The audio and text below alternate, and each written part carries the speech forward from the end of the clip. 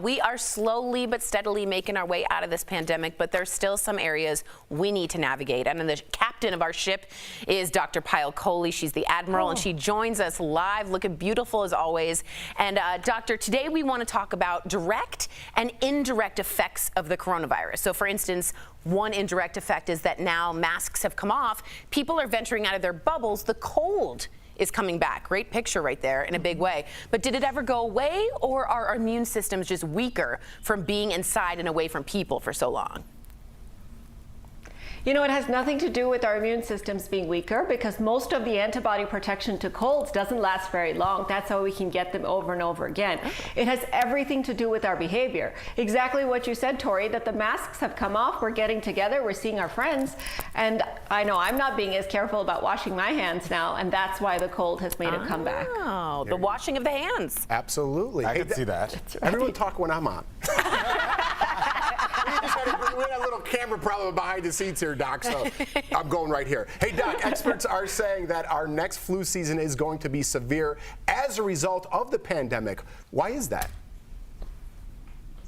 So Jeff, you're married, so you may not be able to relate to this, but really think about it. After you have a bad breakup, what do? You go out and date a bunch of people that you wouldn't normally have dated just because you're on the rebound, so to speak. So that's exactly what we're doing with our behavior here.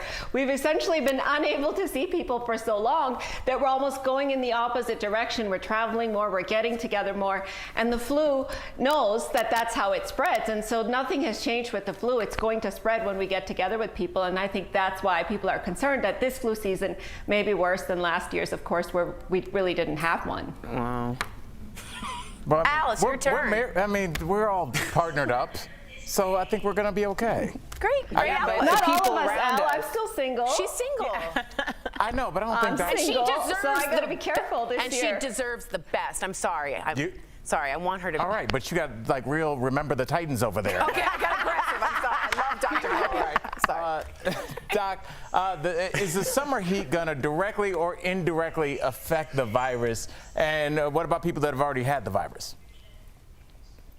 Al, it is going to both directly and indirectly affect the virus. So we know that cold viruses, and coronavirus is a part of the cold virus family, follow the seasons. So we know that in warm, dry temperatures, like here in Denver, the virus doesn't spread as efficiently. It does spread more efficiently in cooler and more humid temperatures. So summer, we're hoping, will slow down the spread of the virus.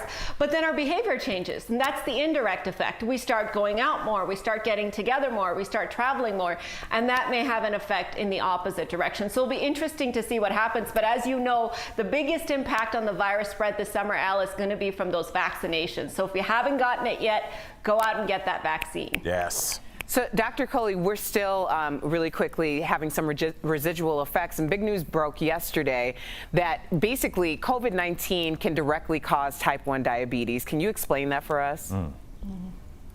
This was really scary, Erica, and really, really serious, especially for those young people out there that might get COVID. And essentially what we found is that COVID-19 can directly affect the cells in our body that make insulin, and insulin regulates our blood sugar. So by attacking these cells, it can reduce the production of insulin, which can lead to high blood sugars and diabetes. So for those young people out there who have either gotten COVID and recovered, or those that are skeptical about getting the vaccine, it's really important to keep this in mind, because you could take a small problem and turn it into a chronic lifelong illness like diabetes. Wow. My sister is dealing with diabetes right now, and let me tell you, it is not easy. Support to all those. Please get your vaccinations.